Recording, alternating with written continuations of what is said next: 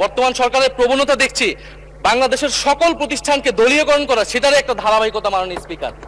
আমরা দেখেছি বাংলাদেশ ব্যাংক দখল হয়ে ব্যাংককে দলীয়করণ করা হয়েছে, স্থানীয় সরকার প্রতিষ্ঠানগুলোকে দলীয়করণ করা হচ্ছে, এমনকি ক্রিকেট বোর্ড সেখানেও মাননীয় স্পিকার দলীয়করণ, পরিবারকরণ সবকিছু করা হয়ে গেছে। আমাদের মাননীয় মন্ত্রীদের সন্তানরা সেই ক্রিকেট বোর্ডের সদস্য হয়ে গেছে। এখন আমাদের জুলাই গণঅভ্যুত্থান জাদুঘর, সেইখানে মাননীয় মন্ত্রীকে কেন সভাপতি হতে হবে?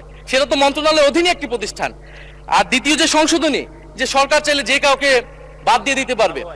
এখন জুলাই গণঅভ্যুত্থান আমরা সকলে এক বাক্যে স্বীকার করি, এটা সকল পক্ষের, ফ্যাসিবাদ বিরোধী সকল পক্ষের একটা অংশীদারিত্ব সেখানে আছে। এই জাদুঘর পরিচালনা করার ক্ষেত্রে, যে কোনো গুরুত্বপূর্ণ সিদ্ধান্তের ক্ষেত্রে এই জিনিসটা মানা উচিত, সকলের সেই কনসেনসাস থাকা উচিত। এখন সরকার সম্পূর্ণভাবে এটার নিয়ন্ত্রণে নেওয়ার চেষ্টা করা হচ্ছে, নিয়ে যাচ্ছে এই বিল পাসের মাধ্যমে।